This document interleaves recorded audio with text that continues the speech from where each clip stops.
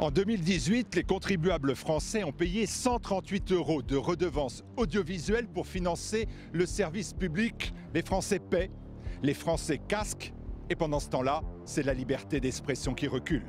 Alors, avant le 31 décembre de cette année, donnez-nous la valeur de cette redevance pour augmenter la portée de la voix de TV Liberté, pour que vos impôts aillent réellement à vos idées. Aidez-nous à porter la voix de la résistance, la voix de la dissidence. Aidez-nous à défendre vos idées.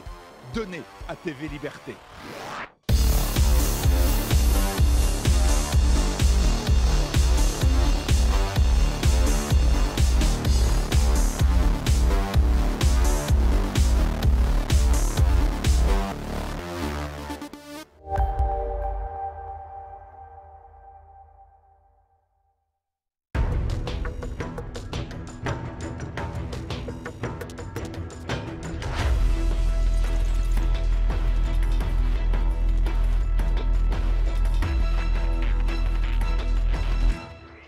Strasbourg frappé par le terrorisme, alors que la menace semblait de plus en plus dépassée pour la France. Le symbolique marché de Noël de la capitale alsacienne a été attaqué par Shérif Shekat, un multirécidiviste fiché S. Au moins 3 morts et plus d'une douzaine de blessés sont à déplorer. Pour comprendre cette nouvelle attaque, nous serons en compagnie du criminologue Xavier Hofer pour notre édition spéciale.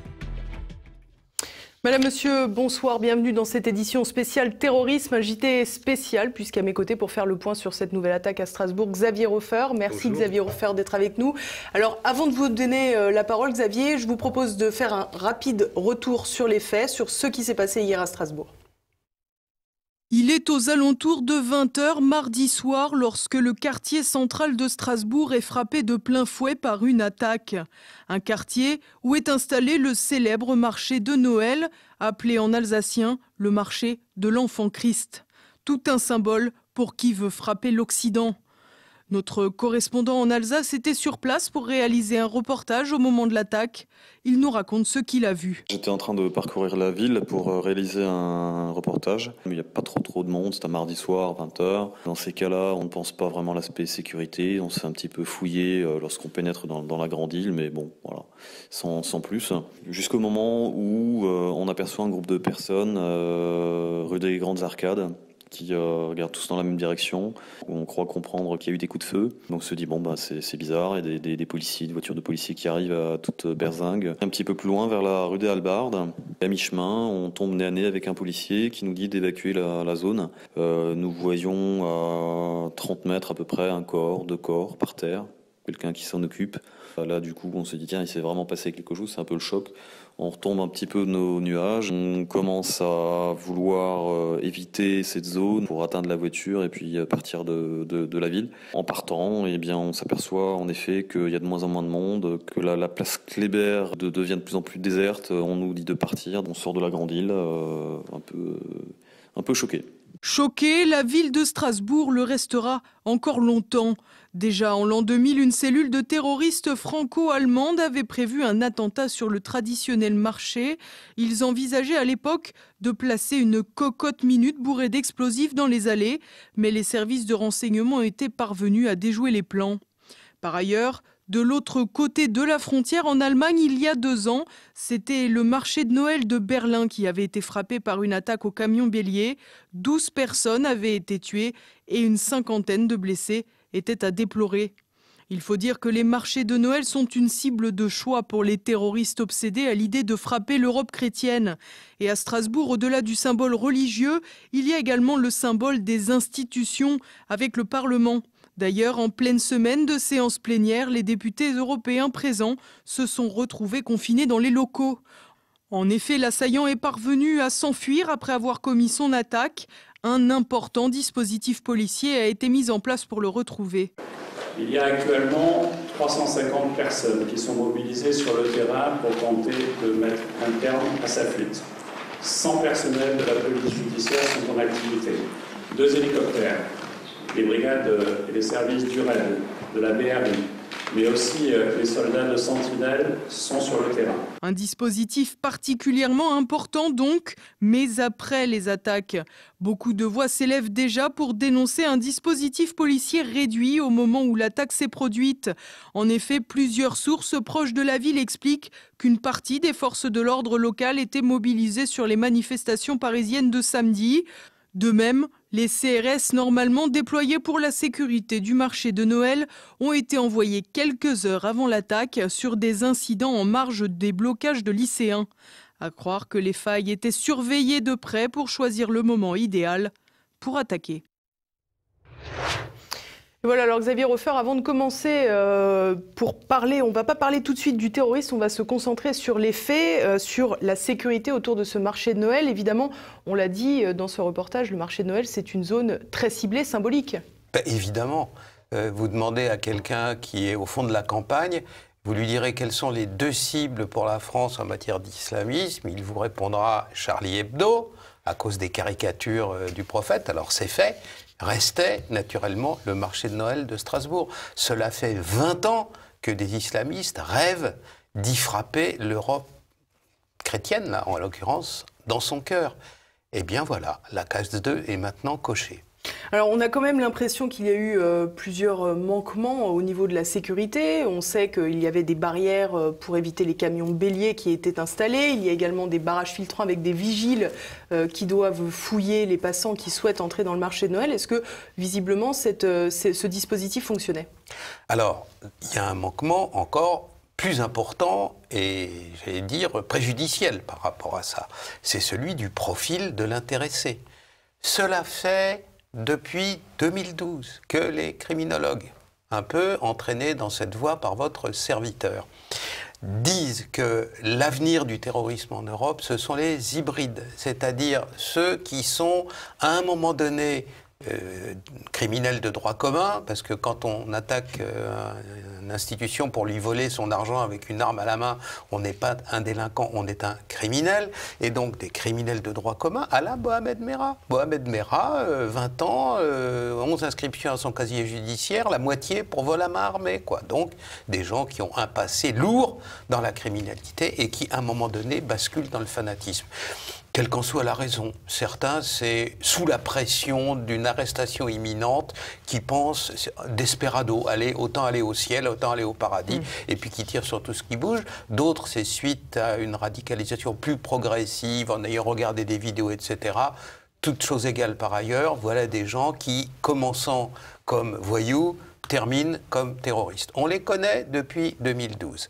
Nous avons dit 10 fois que la bonne approche n'était pas celle de la radicalisation.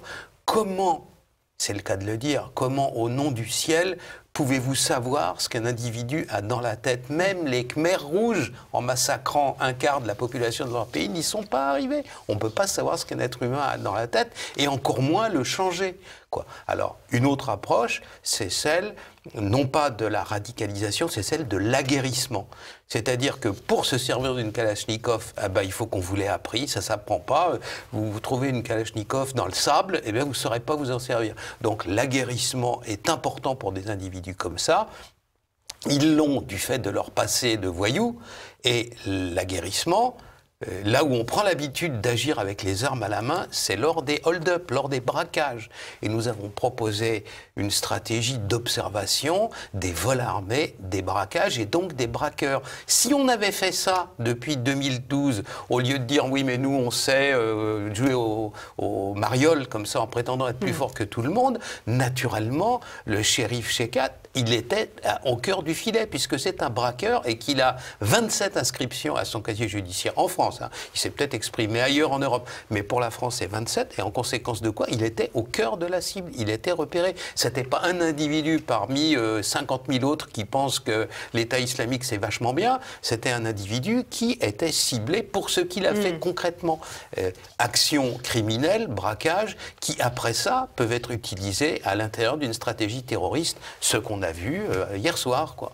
Alors je reviens à la sécurité des lieux. Visiblement, le terroriste est parvenu à entrer sur le marché de Noël et dans la zone centrale de la ville de Strasbourg avec une arme. On imagine là encore qu'il y a eu des failles dans le dispositif de sécurité puisque normalement les gens sont fouillés. Il est apparu qu'une société privée est souvent sollicitée pour s'occuper d'une partie de la sécurité, notamment une société qui s'appelle GVS.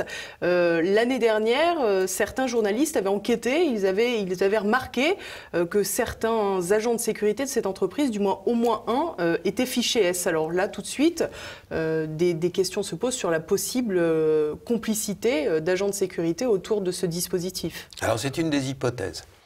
De quoi est-on sûr à présent? Des gendarmes, puisque l'infraction qui motivait l'intervention des gendarmes s'était produite en zone gendarmerie, c'était un vol à main armée, viennent arrêter ce monsieur, shérif Shekat, à 6 h le matin chez lui, selon les nécessités de la loi. De ce qu'on me dit, sur place, ils étaient accompagnés d'officiers de police de la DGSI, du renseignement intérieur. Je ne comprends donc pas pourquoi M. Nunez et M. Castaner disent oui, on n'est pas sûr que ce soit un terroriste. Les gens de la DGSI ne sont pas là pour arrêter un voleur de poules, quoi. Donc, s'il était là, ça signifie que la dangerosité de l'individu en tant que potentiel terroriste, avant qu'il soit passé à l'acte, était déjà repérée et connue. Il n'est pas au nid. Il est possible, c'est l'avis des gens de la sécurité sur place à qui j'ai parlé, je connais bien la ville de Strasbourg et ceux qui y opèrent, n'est-ce pas? Donc cela me dit qu'il est possible que Shekat soit rentré très tard chez lui, et comme les gendarmes et les policiers étaient prépositionnés dès 5 h du matin, et comme il a l'œil, les voyous, ils ont l'œil, ils repèrent les cars de police et les... Du moins, sur un doute, ils s'abstiennent. Voilà, exactement. Il est possible que dès ce moment-là, il ait filé, qu'il ne soit pas rentré chez lui et qu'il ait été prévenu. Voilà. Dès ce moment-là, les gendarmes font leur travail. Un avis d'un individu en fuite figure à partir de ce moment-là sur tous les ordinateurs de la police et de la gendarmerie. Il y a un avis placardé, si je puis dire, figurant sur tous les ordinateurs de tous les policiers et gendarmes en opération. Cet avis signale l'individu, sa photographie, sa nature dangereuse, le fait qu'il est fichier au FNPTR, le fait qu'il est fiché S, etc. Et donc tout ça est parfaitement clair. On fait un accéléré avant. L'individu, donc, Shekat, il disparaît dans la nature. Et puis, par le pont du Corbeau, qui est une des deux principales grandes voies d'accès au cœur de la ville de Strasbourg. Il arrive dans la zone sous surveillance, à l'angle du pont et du quai, et là, la rue amène directement au marché de Noël, etc. À cet endroit-là, il y a un dispositif de vidéosurveillance. Il est 19h45, entre 19h45, 40 et 45. À cet endroit-là, il y a, normalement, un dispositif de contrôle avec des policiers qui vérifient l'identité des gens. À côté d'eux, il y a une camionnette. Dans la camionnette, il y a un ordinateur sur l'écran duquel figure naturellement l'alerte que l'individu en fuite est dangereux. Dieu sait comment, Dieu sait pourquoi. Shekat, qui sur lui a une arme longue, vraisemblablement une Kalachnikov, plus un poignard, passe ce contrôle-là sans encombre, avance dans la rue et 5 minutes après commence à tirer sur la foule. C'est donc là où il aurait pu potentiellement avoir des complicités ou du moins une défaillance. Non, une défaillance, puisque ce n'est pas les gens de la sécurité privée qui font le contrôle à cet endroit-là. On ne parle pas d'un individu qui s'infiltre par une venelle mal gardée du fait que la sécurité privée lui a indiqué que par là on pouvait arriver. On parle de quelqu'un qui arrive par une des deux grandes voies, une des deux grandes pénétrantes sur Strasbourg, par un des deux principaux ponts de la ville et qui, à l'endroit en question, n'est pas contrôlé comme il se devrait. Alors, il se dit... Mais j'attends naturellement la confirmation de M. le ministre de l'Intérieur et de M. le secrétaire d'État à la Sécurité que peut-être le dispositif avait été levé du fait de la fatigue des policiers ou autres. En tout cas, il est incompréhensible et jusqu'à présent, on n'a pas vu les vidéos du pont du Corbeau et on aimerait bien les voir, quoi, pour savoir ce qui s'est vraiment passé. C'est important parce que la cible principale en Europe pour des islamistes qu'ils ont déjà tenté d'attaquer, on ne dégarnit pas un dispositif. Mais ce gouvernement, en termes de sécurité, passant sa vie à déshabiller Pierre pour habiller Paul, eh bien voilà. Alors justement, le gouvernement a annoncé dès mardi soir, dès la commission des faits, que la France passait en urgence attentat. De quoi s'agit-il ? bon, ben, on est censé être en état d'alerte patriotique, quoi. Enfin, oui, bon, et c'est, vous savez, je sais pas, ça me laisse un peu sans voix, ce genre de choses. Les Texans, dont l'imaginaire est autour des cow-boys et des chevaux, etc., en pareil cas, ils disent, ça consiste à fermer l'écurie à clé une fois que le cheval a été volé. Eh ben, on a un peu cette impression-là, quoi. Ça y est, il y a des morts par terre, et puis après ça, ben, on prend des dispositions. C'est avant qu'il faut les prendre, les dispositions. Et si on avait pris en compte principalement le concept, le clignotant du braquage, attention, c'est un braqueur, il est dangereux, et puis en plus de ça, tous les criminologues savent une chose, semble-t-il, pas le ministre de l'Intérieur, c'est que il n'est pas criminologue. Mais oui, oui. On se demande, enfin bref, je ne veux pas être méchant, les braqueurs ne sont pas des gangsters comme les autres, ce ne sont pas des voyous comme les autres. Ils marchent à l'adrénaline, vous comprenez. Une fois que vous avez attaqué un objectif avec le pétard à la main et que vous êtes reparti avec une liasse de billets, ça vous fait l'équivalent d'un flash d'héroïne. Vous ne pouvez pas vous en passer. Ils sont incorrigibles. On peut recycler, réinsérer, réintégrer dans la société beaucoup de sortes de malfaiteurs et de criminels, faux monnayeurs, tout ce que vous voulez. Les braqueurs, on n'y arrive généralement pas. Pourquoi ? Parce que ils ont ça dans le sang, vous comprenez ? Ils ont l'adrénaline. Il leur faut le choc de l'émotion violente, etc. C'est un individu comme ça, et c'est à ça qu'il faut faire attention. Alors le choc et l'émotion violente, justement, on l'a avec un bilan relativement lourd, 3 morts et 13 blessés, dont 6 dans un état d'urgence absolue, du moins à l'heure où nous parlons. On l'a compris, Xavier Hofer, on a affaire une nouvelle fois à un terroriste hybride. Je vous propose de regarder un petit résumé du portrait de Cherif Shekat. Cherif Shekat, il n'aura pas fallu longtemps pour que l'identité du principal suspect de l'attaque de Strasbourg soit connue. Dès les premiers éléments, il serait difficile d'affirmer que le profil est surprenant. Âgé de 29 ans, Cherif Shekat a tout du parfait terroriste islamiste qui frappe le territoire européen. Largement connu des services de police avec un palmarès criminel fourni, 27 condamnations en tout entre la France, l'Allemagne et la Suisse, il a également effectué plusieurs passages en prison. Des séjours qui avaient montré son radicalisme islamique. Et si le secrétaire d'État Laurent Nunez a pris des précautions quant au caractère terroriste de l'attaque, le procureur de Paris, Rémi Heitz, a déclaré ce matin qu'il s'agissait bien d'un attentat. Au regard du lieu ciblé, du mode opératoire employé par l'assaillant, de son profil sur lequel je reviendrai dans un instant, et des témoignages recueillis auprès de ceux qui l'ont entendu crier Allah Akbar, la section antiterroriste du parquet de Paris s'est saisie des faits dès hier soir. Visiblement radicalisé, l'individu fréquentait la mosquée de la Méno. Il avait aussi une fiche S depuis 2016. Pour autant, les services estiment qu'il n'y avait aucun signe de volonté de passage à l'acte. Comme son nom l'indique, les médias français ont présenté Cherif Shekat comme un Alsacien natif de Strasbourg. L'intéressé avait échappé le matin même à un gros coup de filet de la police. Il était en effet recherché pour un braquage et une tentative d'homicide. Ses complices ont quant à eux tous été interpellés. Les policiers ont retrouvé chez lui une grenade défensive, une arme, 22 longs rifles chargés, 4 couteaux et des munitions. Après l'attaque au marché de Noël de Strasbourg, le suspect est parvenu à prendre la fuite. Des militaires de l'opération Sentinelle retrouvent rapidement sa trace et des échanges de tirs ont lieu. Cherif Shekat a vraisemblablement été blessé. Malgré le verrouillage du quartier, il serait toutefois parvenu à s'enfuir peu avant minuit à bord d'un taxi. Il s'est ensuite retranché dans le quartier de Neudorf, une zone à forte densité immigrée. Précisons aussi que la zone est à quelques kilomètres de la frontière allemande. Comme à chaque fois, depuis 2012 et Mohamed Merah, Cherif Shekat correspond parfaitement au profil hybride, à cheval entre le terrorisme et la criminalité de droit commun.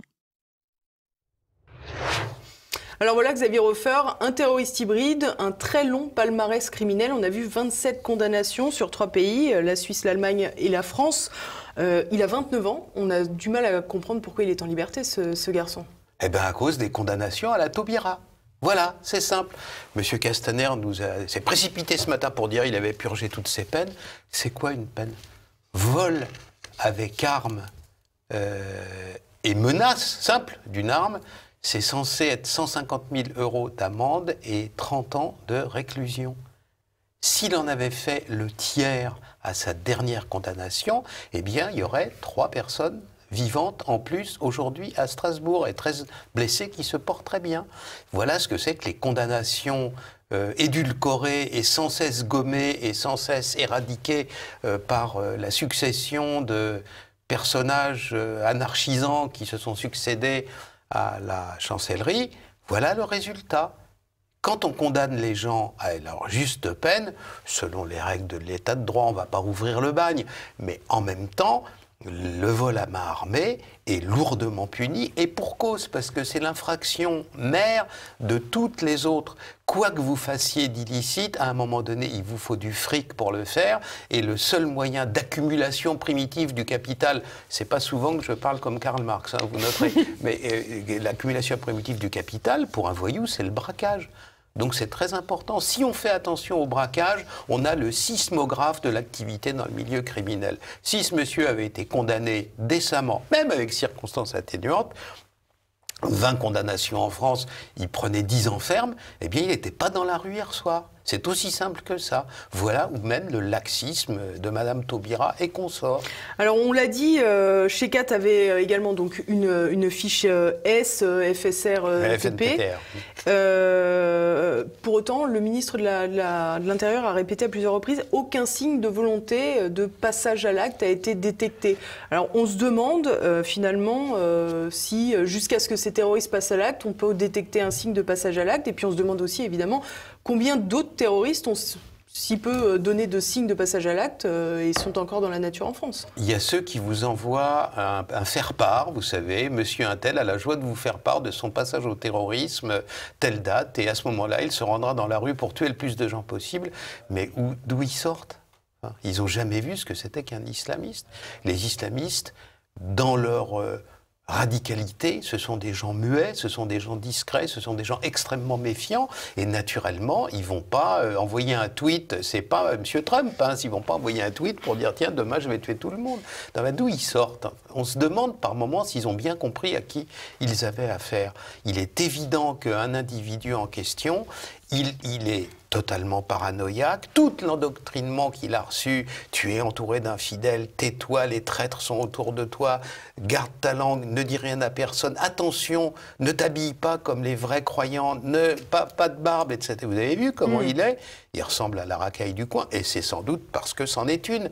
Mais au moment où il se radicalise, à ce moment-là, il devient discret. Même ceux de l'attentat qu'on a eu à Paris, là, le Bataclan, etc., les 3 frères, et puis leurs cousins et toute l'équipe là, de Bruxelles, à un moment donné, ils se radicalisent, mais ils n'en parlent pas. On le constate à des signes extérieurs, que dans leur petit bistrot, les vidéos ont changé, que la cousine, celle qui va mourir à Saint-Denis, n'est pas habillée pareil, etc. On voit un certain nombre de petits signes, mais c'est très subtil et c'est très discret. Alors, j'ai l'impression qu'un certain nombre de hauts personnages en France théorisent leurs propres insuffisances et disent que ce qu'ils n'ont pas vu n'existe pas. Mais ça existe en fait. La preuve, c'est que quand il est passé à l'attaque, il n'a pas crié « Vive le Paris Saint-Germain », il a créé « Allahu Akbar ». Si ce n'est pas un truc d'islamiste, ça, qu'est-ce qu'il est ? Alors on a vu que les médias s'étaient tous employés à présenter le suspect, Cherif Shekat, comme un Strasbourgeois de nationalité française. Là encore, on voit quand même qu'il est d'origine maghrébine, comme une grande partie des terroristes qui ont frappé en Europe. Oui, effectivement. Il y a quelques rares Sahéliens, comme Koulibaly. Généralement, les Sahéliens, c'est-à-dire sénégalais, maliens, le plus souvent pratiquent une forme d'islam particulièrement douce et pacifique, qui est l'islam soufi. Mais il y a quand même quelques radicalisés à qui il faut faire attention. Et oui, en général, ce sont des gens qui sont issus de la religion musulmane dans leur famille, qui s'en sont détachés à un moment donné pour tourner voyous, et là, ils boivent de l'alcool, ils fument des pétards, etc. Et à un moment donné, ils rebasculent. C'est ça le profil le plus fréquent. Alors, ça n'est pas en niant la réalité, naturellement, qu'on l'a fait disparaître. En plus de ça, bien entendu, pour apporter un traitement à ces problèmes, il faut avoir une idée de la réalité. Enfin, je vais vous poser une question. Vous avez X traitements contre le sida, qui coûtent fort cher, les trithérapies. vous allez en distribuer la moitié chez les bonnes sœurs cloîtrées et l'autre moitié chez les prostituées du Bois de Boulogne. C'est normal, ça? Non. Il faut cibler la population à risque, évidemment. Et c'est pas en ne la ciblant pas, en taisant le nom, en disant Monsieur C, 3 petits points, etc., qu'on arrivera. Je sais bien qu'ils sont payés pour vendre la mondialisation heureuse, mais à un moment donné, il y a une limite, et la limite, c'est la sécurité des gens. Alors justement, la sécurité, ça aurait été peut-être de l'arrêter après la commission de ces crimes, mais on constate que Cherif Chekhat a réussi à fuir visiblement pour rejoindre le quartier de Neudorf, dans la banlieue proche de Strasbourg, un quartier de l'extérieur de Strasbourg, de la périphérie. C'est quand même très surprenant tout cela. Mais c'est pas sûr qu'il ait pu fuir, oui. Oui. Alors là, notez bien que les militaires de Sentinelle ont fait leur boulot. Il est blessé, il a une balle de 5,56 dans le bras gauche, d'après ce qu'on me dit, et c'est ce qui explique qu'à partir d'un certain moment, il ne se serve plus de son arme, ou une Kalachnikov, ou une arme longue de type fusil d'assaut, parce que quand on a pris une balle de guerre dans le bras est complètement neutralisé, paralysé, quoi. Et en conséquence, pour une arme longue de cette nature, il faut ses 2 bras. Il ne les a plus, semble-t-il. Il est blessé, donc s'il a trouvé des complices, il s'est fait soigner, il a un bras en écharpe, mais en tout cas, il ne peut plus se servir de son arme longue. Donc, à partir d'un moment, il s'enfuit.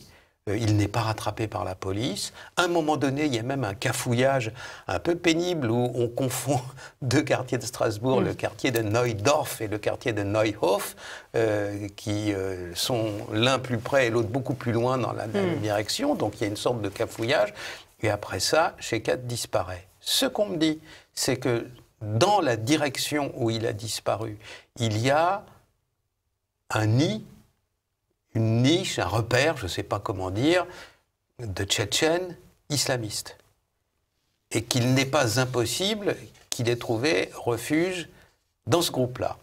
Compte tenu du caractère extrêmement dangereux, et vous avez vu le Tchétchène à Paris qui a tué des gens à coups de poignard, là, récemment, donc on comprend que la police regarde à 2 fois et prenne toutes les précautions possibles pour bien vérifier qu'il n'est pas dans ce azimut-là, dans ce repère-là, avant de lancer une opération visant à le récupérer. Ce sont des gens très dangereux.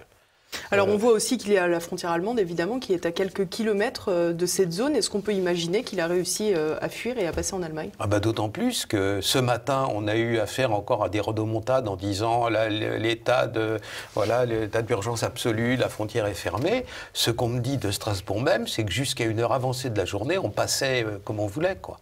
Et que ça n'est qu'assez tardivement dans la journée d'aujourd'hui qu'effectivement la frontière a été bouclée. Mais qu'en tout cas, toute la matinée, on pouvait encore, ici ou là, franchir la frontière sans trop de problèmes. Mais il y a aussi des Tchétchènes de l'autre côté, vous savez. Voilà, c'est ceux qui ont fui la guerre de Poutine, et donc ils sont d'autant plus fanatisés et desperados qu'ils savent que si jamais un jour ils sont renvoyés en Russie, ils seront découpés en rondelles.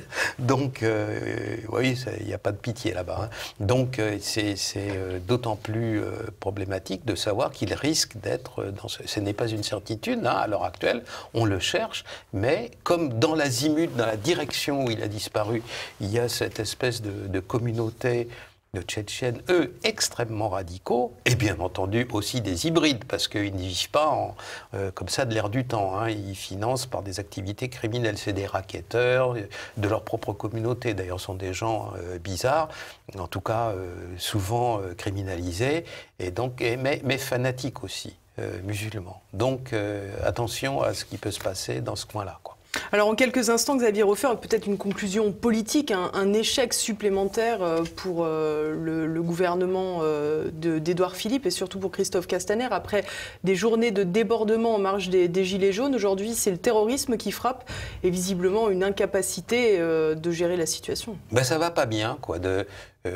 On me signale l'existence entre les mains, en tout cas au cabinet du ministre de l'Intérieur, d'une liste de toutes les exactions et pillages commis malgré les Gilets jaunes, en marge de leur manifestation, et bien entendu en dépit d'eux, qui approcherait les 2000. 2000 pillages de boutiques, de centres commerciaux, et bien entendu d'autant plus aisément qu'en vertu du vieux principe, quand le chat n'est pas là, les souris dansent, une fois que les forces sont mobilisées autour de l'Élysée, autour de Matignon, et pour protéger les grands seigneurs, naturellement l'espace est libre. Et chacun sait ce que c'est qu'un voyou. Essentiellement, c'est un être opportuniste. Il a une opportunité, il bondit dessus.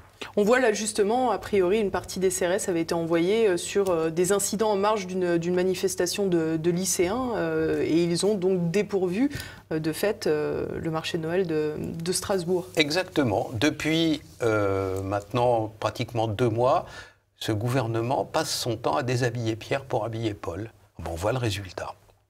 Est-ce que vous pensez, Xavier Hofer, qu'une volonté politique sérieuse réussirait à remettre tout ce système sécuritaire en marche, j'ai envie de dire, sans jeu de mots, ou est-ce que finalement, aujourd'hui, au fil du temps, au fil de gouvernements successifs qui ne semblent pas vouloir prendre leurs responsabilités, on est arrivé à un système qui ne fonctionne plus à aucun des échelons du principe?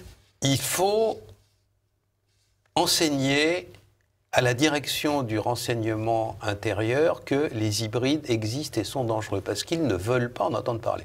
Pourquoi? J'en sais rien, je ne suis pas psychanalyste. Je constate simplement que dans leur texte, il n'est jamais question de ça. Quand on en parle, ils disent c'est des sottises, c'est des inventions de journalistes. Et eux, ils pensent que soit on est un voyou, soit on est un terroriste, mais qu'il n'y a rien entre les deux. Alors comme maintenant tout est entre les deux, ben, leurs chances de succès sont modestes. Donc ça, c'est la première chose à faire, c'est-à-dire demander aux gens, veuillez tenir compte, s'il vous plaît, de la réalité. Et puis s'ils ne veulent pas, eh ben, on les vire. Voilà, ça c'est la première chose. À part ça, la maison même où ils opèrent est superbe. C'est un très bel instrument de lutte contre à la fois le terrorisme et plus encore de l'espionnage et de la contre-ingérence, etc.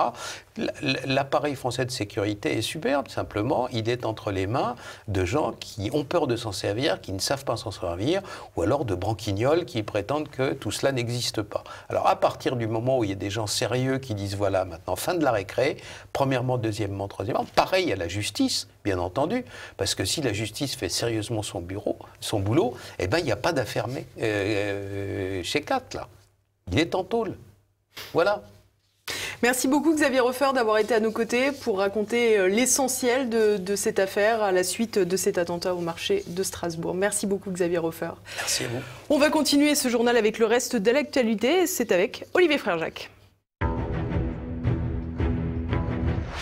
Casse-prison pour Jawad Bendaoud. Le logeur des terroristes du 13 novembre a été condamné mardi soir à 6 mois de prison ferme avec mandat de dépôt à l'audience par le tribunal correctionnel de Paris qui le jugeait pour des menaces de mort contre une victime des attentats de 2015. Les faits se sont produits le 5 décembre dernier dans les couloirs du palais de justice alors que Jawad Bendaoud sortait de son procès en appel pour recel de malfaiteurs terroristes. Vie ma vie de clandestin exhibitionniste. Un migrant afghan de 29 ans a été condamné à de la prison ferme pour avoir exhibé son sexe devant une pouponnière à Caen, dans le Calvados. Ce dernier était couché sur le capot d'une voiture, les bras en croix, le sexe à l'air. La comparution s'est déroulée le 6 décembre pour des faits remontant au 12 octobre. Pour sa défense, l'individu a justifié qu'il manifestait pour sa liberté sexuelle et qu'il n'y avait ni érection ni masturbation, avant d'ajouter qu'il souhaite avoir des rapports libres avec des hommes et des femmes, puisque cela fait 3 ans qu'il est en France sans aucune relation sexuelle et que son corps en a besoin. Le président du tribunal lui a fait remarquer qu'il lui manquait quelques renseignements sur les démocraties occidentales. L'individu a donc écopé de 6 mois de prison, dont 3 fermes. L'occasion peut-être d'avoir enfin des rapports. La Commission des épiscopats de l'Union européenne soutient le pacte mondial de l'ONU sur les migrations, dit également pacte de Marrakech, une position qui fait grincer des dents de nombreux catholiques et qui soulève une nouvelle fois la question de l'opportunité de laisser des ecclésiastiques se compromettre dans des instances supranationales non élues. Theresa May, seule au monde, un vote de défiance contre le Premier ministre britannique aura lieu ce mercredi dans la soirée à la Chambre des communes. Si au moins 159 députés conservateurs s'expriment contre Theresa May en plus des députés travaillistes, celle-ci sera renversée. Incapable de rassembler son parti autour de son accord sur le Brexit, le Premier ministre britannique paye sa décision de reporter en catastrophe le vote sur cet accord par crainte d'une probable défaite.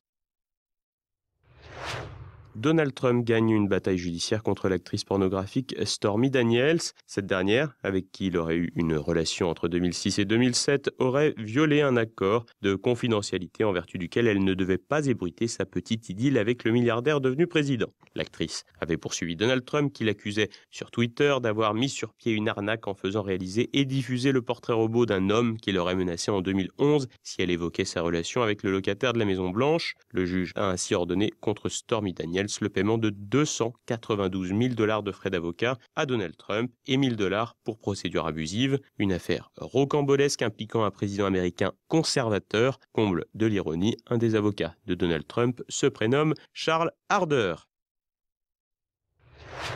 Les Serbes ont la mémoire longue. Mardi, à l'occasion de la rencontre de Ligue des Champions opposant l'Étoile Rouge de Belgrade au Paris Saint-Germain, les supporters serbes ont fait passer un message politique dans les tribunes. Sur une banderole, on pouvait lire « Merci 1914-1918 à la France à laquelle nous avons juré et que nous avons mentionné dans nos prières, mais qui n'existe plus ». Une référence aux cérémonies du centenaire de l'armistice le 11 novembre dernier. En effet, le président serbe Aleksandar Vučić, invité, n'était pas placé aux côtés d'Emmanuel Macron dans la tribune officielle, quand, dans le même temps, le président du territoire du Kosovo, Hashim Thaçi, était bien dans la tribune principale. Pour rappel, ce dernier est issu de l'Učeka, une organisation terroriste albanaise impliquée dans le trafic de drogue et d'organes.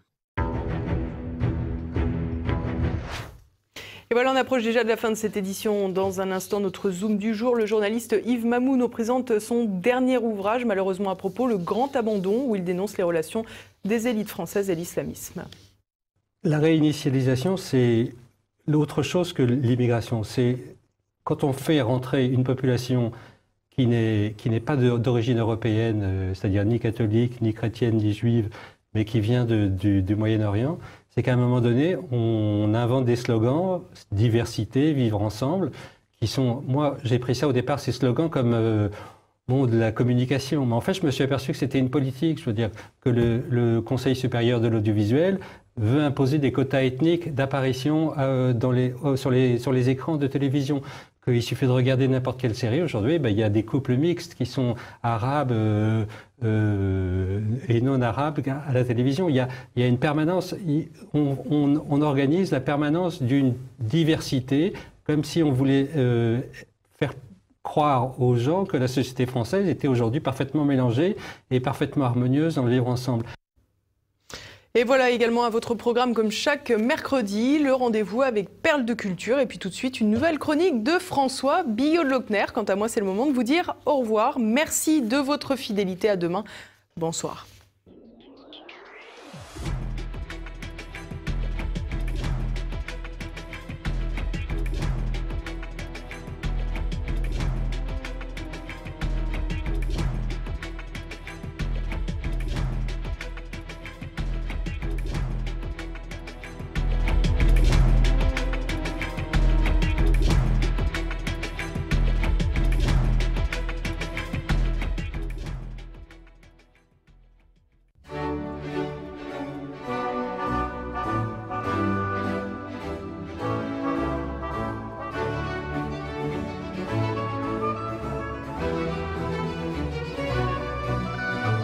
Le ministre Darmanin vient d'être sous les feux des projecteurs à cause d'une déclaration un petit peu malheureuse quand il a déclaré récemment qu'il était impossible de déjeuner dans Paris à moins de 200 € par repas, 20 compris tout de même.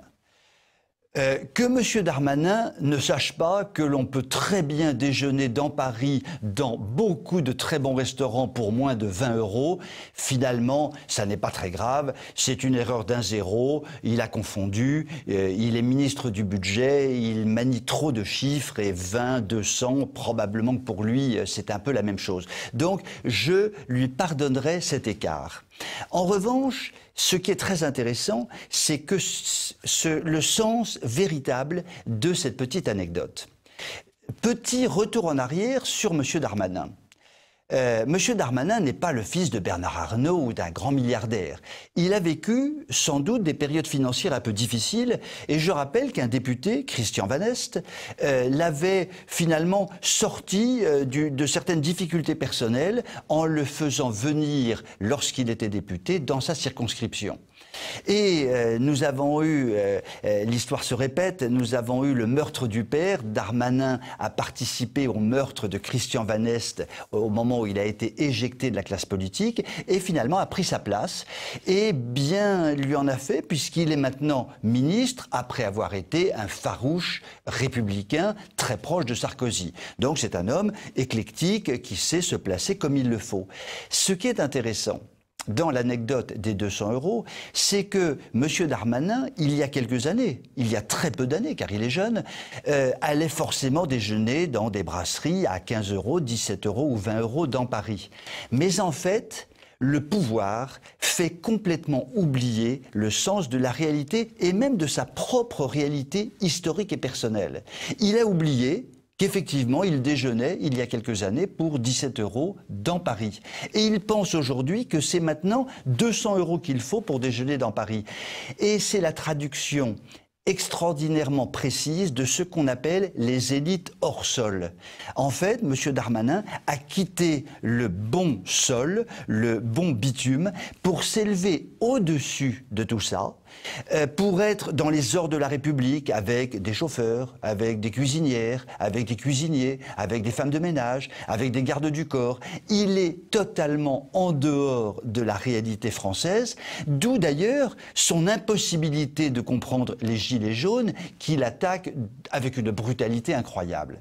Voilà. Donc nous avons une excellente illustration de ce que sont les élites hors sol par cette petite erreur qui est quand même une grosse erreur sur le fond tout de même, des 200 €, et nul doute n'est possible, M. Darmanin ne comprendra jamais plus les gilets jaunes. Voilà, chers amis, je vous souhaite tout de même une très bonne soirée et je vous dis à très bientôt.